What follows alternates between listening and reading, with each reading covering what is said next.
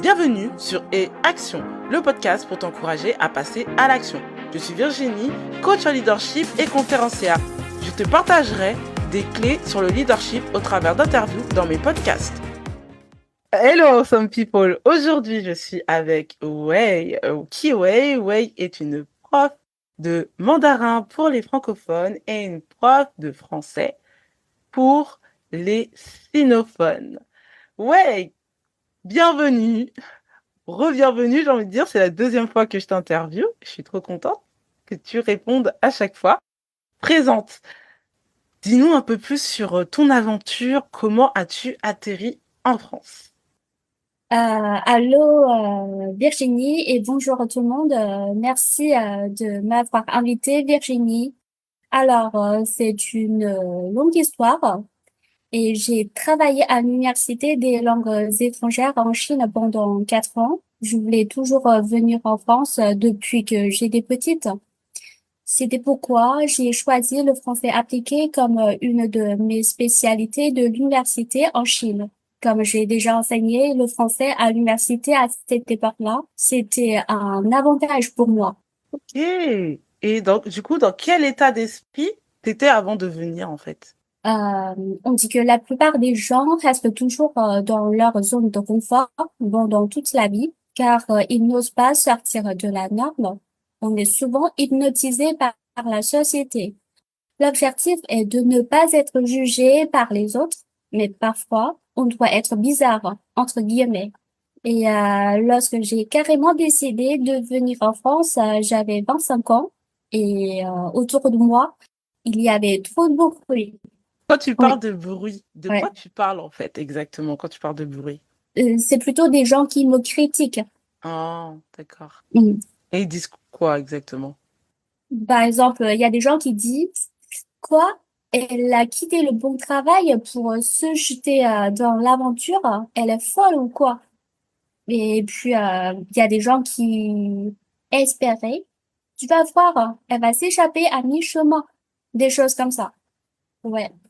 Pour eux, c'était un peu surprenant et ils pensaient que tu allais rater, certainement. Oui, c'est D'accord. ça. Tout à fait. Et ça t'a affecté tout Euh, ça ou pas? Néanmoins, cela ne me regardait pas, car je voulais juste écouter mon propre cœur et je ne voulais absolument pas passer toute ma vie comme ce genre de personne. Ils avaient peur de surmonter des difficultés sans aide, alors qu'ils étaient jaloux de moi. Bref, leur but de prononcer ces phrases était de me faire fuir avant de démarrer. Mais malheureusement, je les ai déçus. C'est tout. J'ai envie de dire, bien heureusement, tu les as déçus. Ouais, c'est ça. Mhm. Tu as raison. Mhm, ok. Alors du coup, quelles étaient tes impressions, tes premières impressions, pardon, sur Paris, la France? Franchement, j'adore la France du fond du cœur. Le premier jour où je suis venue à Paris, j'avais l'impression que j'étais en train de voyager dans le temps. J'ai fait beaucoup de voyages en France. C'est comme à Lyon, à Strasbourg, à Amiens, à Tours, etc. Et j'apprécie beaucoup l'architecture française et je trouve que les Français sont ouverts et chaleureux. Ok, Bah, c'est pour ça que je ne me sens pas toute seule. ok. Mais quand tu dis un voyage dans le temps, qu'est-ce que tu entends par ça? C'est intéressant ça. Oui, c'est très intéressant. Bah, c'est comme dans la série. Il y a des séries, on parle, on raconte des histoires, on traverse le temps Mhm. pour arriver à une époque. Il y a des choses pour moi, c'était incroyable. On Hmm, ne pouvait pas imaginer en fait. d'accord, ok. Ok, d'accord. Et comment tu te projetais du coup à cette époque-là? À cette époque-là, j'ai beaucoup été attirée par l'ambiance de Paris. Bah, par exemple, la culture, l'architecture, la vie sociale et les amis que j'ai rencontrés depuis cette époque-là. En Mhm. tout cas, je me sentais très heureuse. D'accord. Et au début, j'avais voulu retourner à mon ancien poste en Chine, mais finalement, j'ai changé d'idée. J'ai commencé à imaginer que j'aurais pu avoir les diplômes souhaités, ainsi que, ainsi qu'une entreprise en France.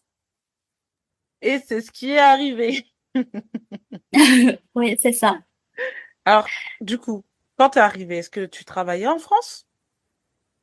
Oui, en France, quand je faisais mes études, je donnais des cours de chinois aux francophones et je donnais aussi des cours de français aux sinophones. Après mes études en France, je travaillais en semaine en tant que commerçante pendant environ 3 ans. Ok. C'est tout. Et du coup, est-ce que tu as noté des différences dans la manière, pardon, de travailler? Oui, et pour moi, la différence dans la manière de travailler en France et en Chine est la hiérarchie. Et en Chine, généralement, on ne dépasse pas la hiérarchie pour prendre la parole du responsable, par exemple. Mais en France, l'ambiance de travail pour moi est beaucoup plus détendue. Et après, ça dépend de la personnalité des supérieurs ou des collègues, peu importe en Chine ou en France. Et puis, ça dépend aussi de nos propres critères. D'accord. Donc oui, toi, tu as noté quand même qu'il y avait un rapport avec la hiérarchie qui était différent en France Ouais, qu'en Chine. tout à fait. D'accord. Ou Mm. c'était un peu plus formel en Chine. Ouais. D'accord. Et qu'est-ce qui a été dur pour toi, en fait, du coup, à saisir, à comprendre, en fait, dans la culture française du travail? Peut-être un peu de rôle quand je dis ça, mais Mhm. pour moi, se faire la bise avec un homme inconnu a vraiment été dur à saisir pour comprendre la culture de travail en France. Il y a quelques années, j'ai même refusé de faire la bise à un inconnu au travail. Ok. Pourquoi, en fait? Pourquoi?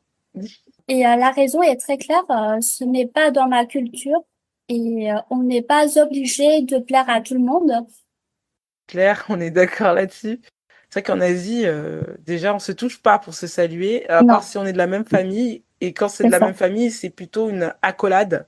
Mm, C'est pas la bise, quoi. Donc, oui, c'est ça. c'est très compliqué. Alors, quel était ton rapport au leadership? Ton rapport au travail et ton rapport à toi-même?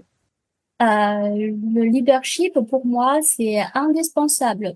Peu importe pour le travail ou pour la vie quotidienne, je suis plutôt une personne coopérative, qu'obéissante. Si je travaille avec des gens compétents, ça me permet d'apprendre beaucoup de choses et d'évoluer. Si je travaille avec des personnes incompétentes, mais elles se surestiment elles-mêmes, je vais m'exprimer de ma propre manière et je ne vais pas subir cette situation jusqu'à la fin du monde. C'est impossible pour moi. À propos de mon rapport au travail, franchement, je considère beaucoup la valeur du travail. C'est par le travail et la technique que l'homme a été capable de transformer la nature.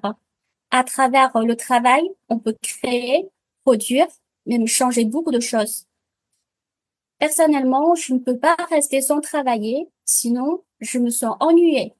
Quelques jours de vacances me font du bien, mais après, l'envie de travailler me revient naturellement. Et à mesure que l'âge augmente, je fais plus attention à l'équilibre entre le travail, la santé et la joie de vivre. Pour moi, ces trois choses doivent coexister. Ok, ok. Et t'as toujours été comme ça parce que tu dis dans tes dernières phrases que pour toi, la santé, la joie de vivre et le travail, enfin, t'essaies de trouver un équilibre entre les trois. Est-ce que ça a toujours été comme ça, même quand t'étais Oui. plus jeune? Quand j'étais plus jeune, quand je faisais mes études, j'ai un peu ignoré ma santé en fait à cette époque-là. Mais maintenant, je fais plus attention à la santé. Je pense que c'est un peu comme tout le monde, hein, un peu nous tous. Quand on est jeune, on est un peu insouciant et on croit qu'on est incassable. C'est ça. Mm. Ce qui n'est pas vrai. Ok. Alors, quel serait ton mot d'encouragement pour les auditeurs? Alors, faites-vous confiance et créez au maximum la belle vie que vous souhaitez. Merci, Wei, pour ton intervention. Merci Virginie. À très vite. À très vite. Si le podcast t'a plu, abonne-toi à la chaîne, partage et commente. À très vite au prochain épisode.